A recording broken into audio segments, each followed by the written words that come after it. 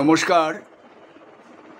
উত্তর কলকাতার প্রচারক প্রদীপ কুমার দাঁ এই মুহূর্তে দেবী শীতলা মায়ের এক মন্দিরে, যে মন্দিরের পরিচয় যাকে বলে আমি নিজেই ভুলে গিয়ে এখানে অনেকটা ঘুরেছি, কিন্তু মায়ের আশীর্বাদে মা ঠিক আমাকে এই গলিতে টেনে নিয়ে এলো। আমি সমস্ত ডিটেলসটা আপনাদের জানাবো। তার আগে যাকে দেখাবো এনার নাম হচ্ছেন কচিদা। ডাক নাম হচ্ছে কচিদা, আর ভালো নাম হচ্ছে গোপাল ভট্টাচার্য। অতএব বুঝতেই পাচ্ছেন ভট্টাচার্য মানে ব্রাহ্মণ পণ্ডিত। তা আমরা কচিদা বলেই ডাকি, তার কারণ এই মানুষটি আমাদের হাটখোলা মেডিকেল ব্যাংকের একজন একনিষ্ঠ সদস্য এবং ভীষণ মানে যাকে বলে ঠাকুর ভক্ত মানুষ। তা কচিদাকে আমি কচিদা বলেই বলছি। কচিদা কিন্তু পুরোহিত মশাই তো একটা নাম থাকা দরকার। আচ্ছা, সরাসরি কচিদার কাছে আগে চলে যাই। কচিদা, তুমি সকলকে একটু আশীর্বাদ, মানে তোমার এই মন্দিরটা কত সালে স্থাপিত হয়েছিল? না, প্রথমে বলো এই এলাকাটার নামটা বলো। এলাকাটার নাম হচ্ছে মালাপাড়া। আমাদের জায়গার নাম হচ্ছে নন্দলাল রাইলেন। মালাপাড়ার মধ্যে যদুলাল মল্লিক রোড। যদুলাল মল্লিক রোড, তাহলে এরিয়াটার নাম মালাপাড়া। আচ্ছা, পাড়াটার নাম? এটা আমাদের বড়িপাড়া বলে পুরনো ডাকের নাম। আর এমনি ঠিকানা পাড়া নন্দলাল রাইলেন। আচ্ছা, এই গলির মধ্যে। আচ্ছা, এই গলির মধ্যে যে মন্দির, এটা হয়তো অনেকে জানে না, চেনে না। আমি চাইবো যে মন্দিরে আসতে গেলে 215 যে বাস আছে, বা আমাদের যে মালাপাড়ামুখী বড়বাজার দিকে যে বাসগুলো যাচ্ছে, স্টপেজটা কি নামবে? এটা পাঁচইঘাটা বড়কালী। বড়কালী নামবে, নেবে কয়েক পা এগিয়ে আসবে। ইলেকট্রিক সাপ্লাই ক্যাশ অফিসের অপোজিট ফুটে। বেশ, অপোজিট ফুটে একটা মোড়ের মধ্যে শিব মন্দির আছে। মোড়ের মধ্যে শিব মন্দির আছে। ওই গলিটার ভেতরে। আবার ঠিকানাটা একবার বলে দাও। নন্দলাল রাইলেন ঠিকানা। হ্যাঁ, ঠিকানা নন্দলাল রাইলেন। এই মন্দির অ্যাড্রেসটা? হ্যাঁ, অ্যাড্রেসটাই। আচ্ছা, তা কচিদা একটু তোমার জীবনীটা শুনে নি, আমরা পাবলিকের কাছে শোনাতে চাই যে তুমি কিভাবে এই মন্দিরের সঙ্গে এলে। মন্দির আগে তো আমি ডিউটি করতাম। আমার তার বাবা এই মন্দিরে ছিলেন প্রতিষ্ঠা, অর্থাৎ আমার দাদু। বেশ, দাদু থেকে বাবা। আচ্ছা, আমি তো ডিউটিতে, আমি রিটায়ার হয়ে যাওয়ার পর থেকে। হ্যাঁ, মানে রিটায়ার বলতে তুমি চাকরি করতে? হ্যাঁ, আমি চাকরি। আবার মন্দিরে পুজো করতে? না, তখন আমি পুজো করতাম না। বেশ, আমি চাকরি নিয়ে ব্যস্ত ছিলাম। বেশ, চাকরি রিটায়ার হয়ে যাওয়ার পর হ্যাঁ আমি তখন এই মন্দির নিয়ে ব্যস্ত হয়ে পড়লে। এবং মন্দিরে আগে মন্দিরটা প্রতিষ্ঠা কত সালে হয়েছে একবার বলো। এটা 1170 সালে। আনুমানিক কত হলো তাহলে? 267 হলো। আচ্ছা, 267-তে এই 2025-এ পদার্পণ। আচ্ছা কচিদা, তার মানে তুমি এই পুজোটা কত বছর করছো? আমি পুজোটা করছি 2007-এ রিটায়ার হয়েছি। তারপর থেকেই আমি মন্দিরে সমানতালে পুজো করছো। আর মেডিকেল ব্যাংকের সদস্য তুমি বহুদিন ধরেই? হ্যাঁ। আচ্ছা, তাহলে আমরা একটু আজকের পুজোটা যিনি করেছেন তার নামটা বলো। নমস্কার, আমার নাম দেবাশিস ভট্টাচার্য। দেবাশিস বাবু, আপনি পুরোহিত মশাই আজকের দিনের। এটা বাৎসরিক পুজো। এটা বাৎসরিক পুজো? আচ্ছা, এটা বাৎসরিক পুজো। আরেকজনকেও দেখাবো, তিনি বোধহয় ডিটেলসটা আরো ভালো বলতে পারবেন, কারণ উনি পরে বলছেন। আপনার নামটা বলুন আরেকবার। আমার নাম দেবাশিস ভট্টাচার্য। দেবাশিস বাবু, আজকে সারাদিনের পুরোহিত আপনি? সারাদিন পুজো করেছেন। পুজো শেষ হয়েছে কটায়? পুজো শেষ হয়েছে 6:45। মানে যখন তো ঘড়িতে কাঁটা বলছে 8:15-র কাছে এগোচ্ছে। আচ্ছা, এই বাৎসরিক পুজো এটা। আচ্ছা, আপনার থেকে দেবী শীতলার মন্ত্র তো অনেকে কেউ জানতে পারে না বা আবির করতে পারে না। আপনার মন্ত্রের মধ্য দিয়ে যারা দেখবেন তারা একটু প্রণাম মন্ত্রটা মনে মনে করবেন, যাতে তাদের মনের শীতলতা আসে। একটু আপনি বলুন, একটু লাইটের দিকে আপনি ঘুরে যান, আপনি আসুন। কচিদাকে অনেকক্ষণ দেখিয়েছি, লাইটটা আপনাকে দরকার। বলুন একটু। নমো শীতলাত্তঙ্গ জগৎ মাতা, শীতলাত্তঙ্গ জগৎ পিতা, শীতলাত্তঙ্গ জগদ্ধাত্রী শীতলায় নমস্তে।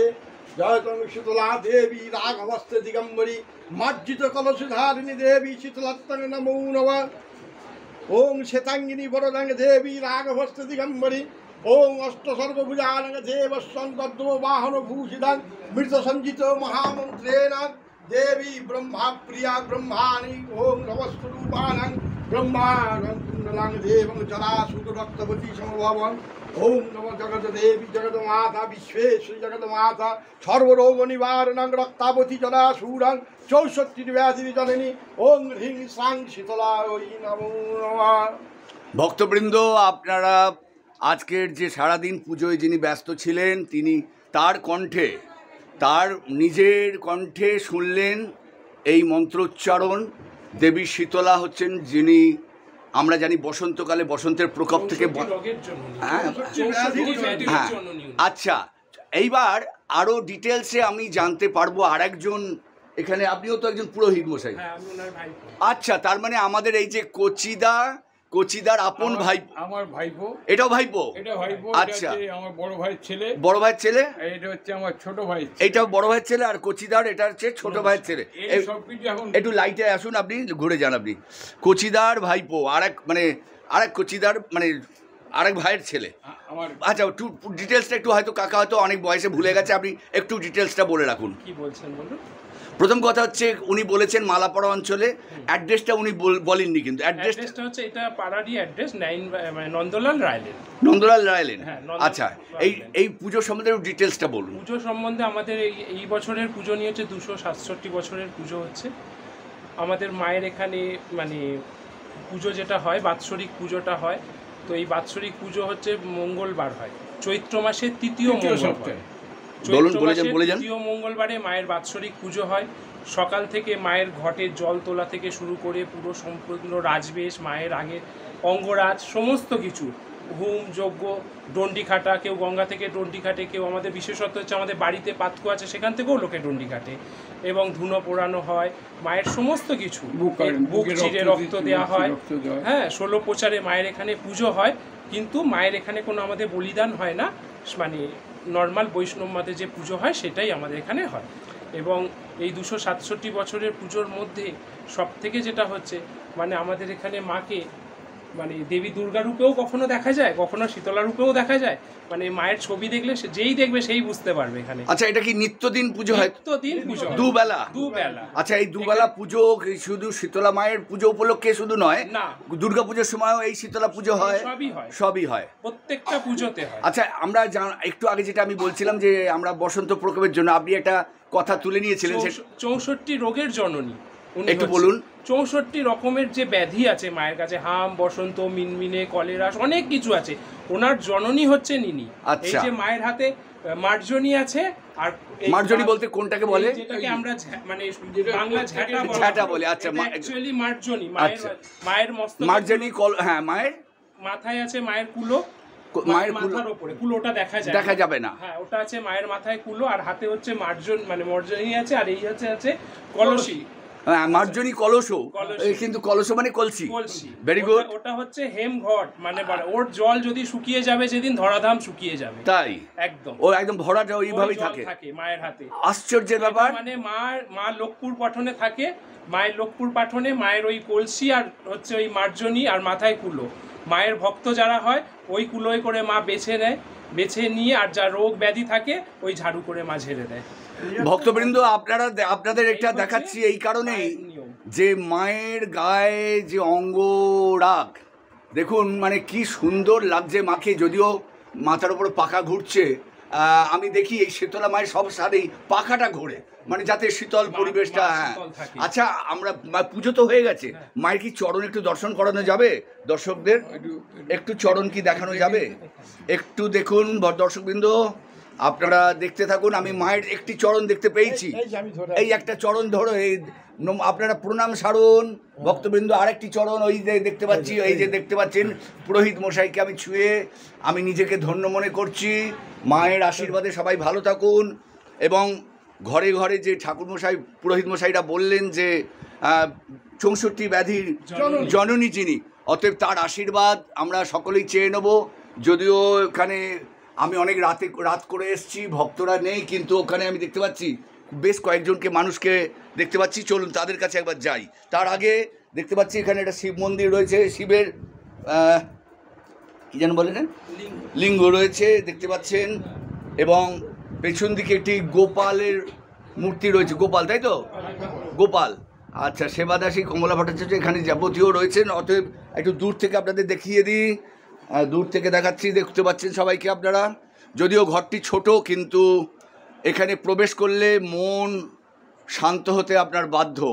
চলুন আমার পেছনে আরেকটি ঘরে ওরা আরও বহু মানুষ রয়েছেন, তাদের কথা একটু নিয়ে নেব।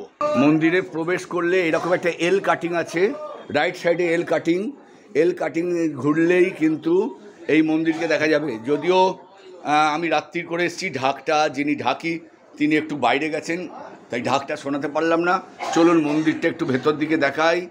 আমাদের কচিদার মন্দির, আমাদের সকলের, আমার বিশেষ করে পরিচিত কচিদা মেডিকেল ব্যাংকের সদস্য। যদিও রাত হয়েছে কিন্তু ভক্তরা কিন্তু এখনও আসছেন, তাদের পুজো দেওয়ার, যেগুলো পুজো দিয়ে গেছেন তারা নিতে আসছেন, তাই তো কচিদা? আচ্ছা, আপনার নাম? রবীন্দ্রনাথ মল্লিক।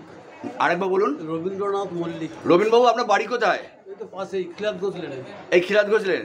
আচ্ছা, খিলাত ঘোষ লেন। আচ্ছা, আপনি এই মন্দিরে কতদিন ধরে আসছেন? বছর 5 হলো। বছর 5? কেন আরও আগে তো আপনার তো প্রায় অনেক বয়স হয়েছে, কিন্তু এখন আমি তখন যোগাযোগটা হয়নি, ওরা যোগাযোগটা হওয়ার পর কার সঙ্গে যোগাযোগ হলো? এই তো ঠাকুরদার সঙ্গে, মানে কচিদার সঙ্গে, আমাদের প্রিয় কচিদা। আচ্ছা, এই ঠাকুরদার সঙ্গে যোগাযোগের পর আপনি নিত্যদিন আসেন? না, নিত্যদিন পুজোর সময়টাই আসি আর কি। এই পুজোয় আসেন? তা এখানে আপনারা তো মায়ের কাছে আসে সকলে মানত করার জন্য, আপনি একজন ভক্ত হিসেবে আপনি কি নিজের জন্যই শুধু মানত মানে চাইবেন, না সকলের জন্য ভালো চাইবেন? সকলের জন্যই চাই, সকলের জন্য ভালো চাই। ভালো হোক। গুড। হ্যাঁ, এটা যা বাবা, হাতটা সরাও। কচিদা অর্থাৎ আমাদের এই যে পুরোহিত মশাই, কচিদার পিতা, তাই তো?